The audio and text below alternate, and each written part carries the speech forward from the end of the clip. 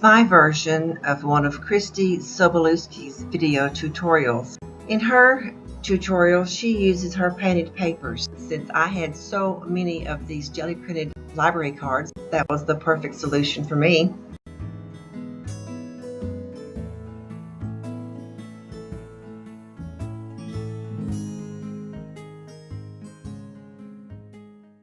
Since it did require two-sided paper, I had to jelly print the other side of these cards.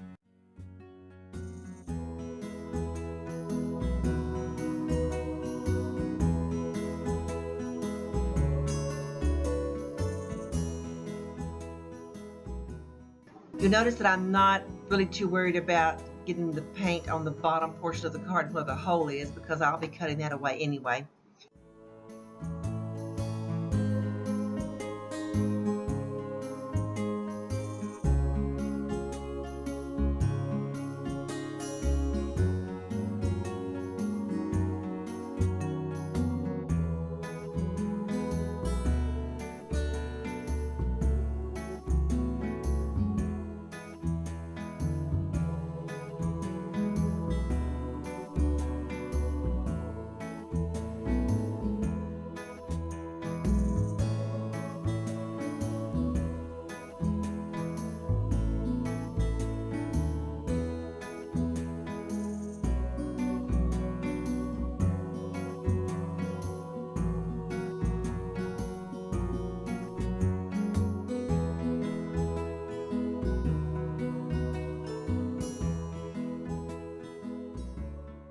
I felt like some of them needed more yellow, so here I am applying some yellow to a few of the dark spots.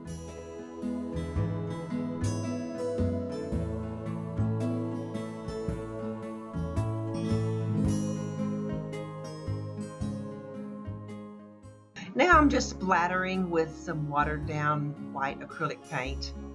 I'll spatter those on both sides.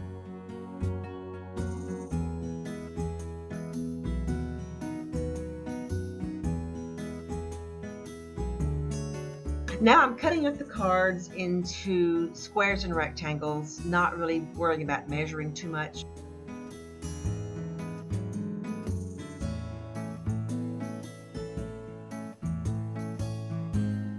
And mixing them all up. What we're going to be doing here is building a journal page to be tipped in later using these little square tiles. I'm attaching them at the corners, leaving little gaps in between here and there. When I went back and looked at Christy's tutorial again after I finished this, I realized that she made her gaps and holes a little bit bigger than what I did.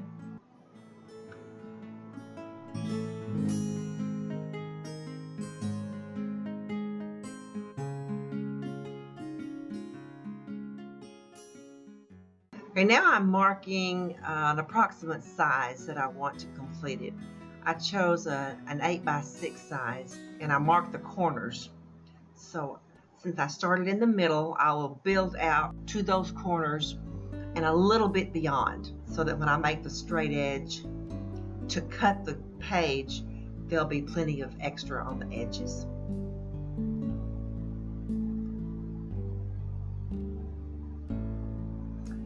I'm using Aleene's tacky glue, gluing right to my craft mat.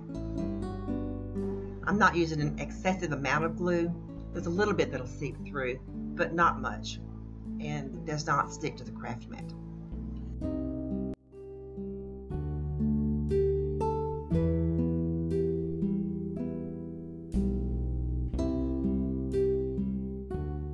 But here I'm marking the borders of the page and giving it a final press with my brayer. After it dried, carefully lifted it up. It's a little sticky in a few places on the back, but it felt really sturdy.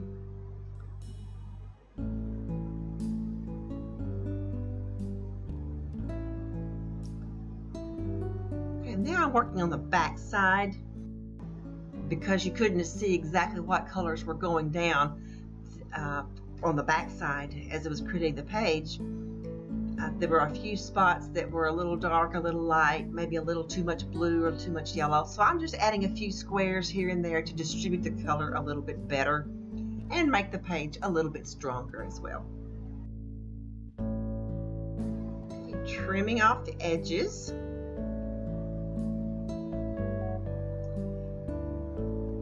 There, I'm just showing you that you can see through the page. Okay, these colors were very bright, so I'm using a little Adirondack paint dabber in a putty color just to knock back those bright colors a little bit before I start adding the collage.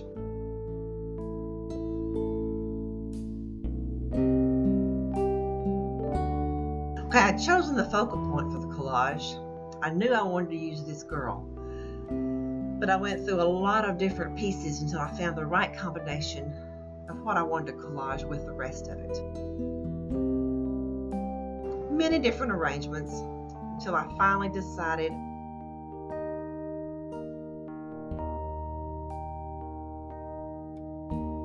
I chose that green clock face because of the red hands. I liked how the red hands matched those red poppies in her hat.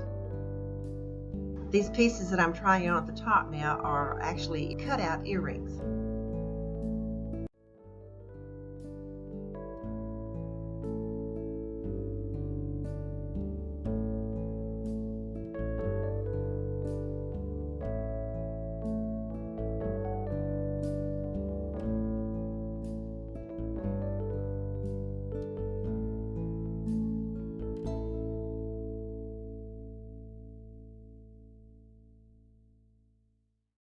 I chose the square watch face because it was a nice complement to the square tiles, and also because it echoed the watch that I used in the bottom portion of the page.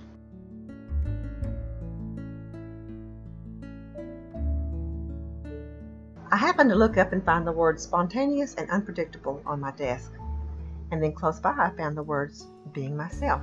So I went in search of the word just to complete the phrase.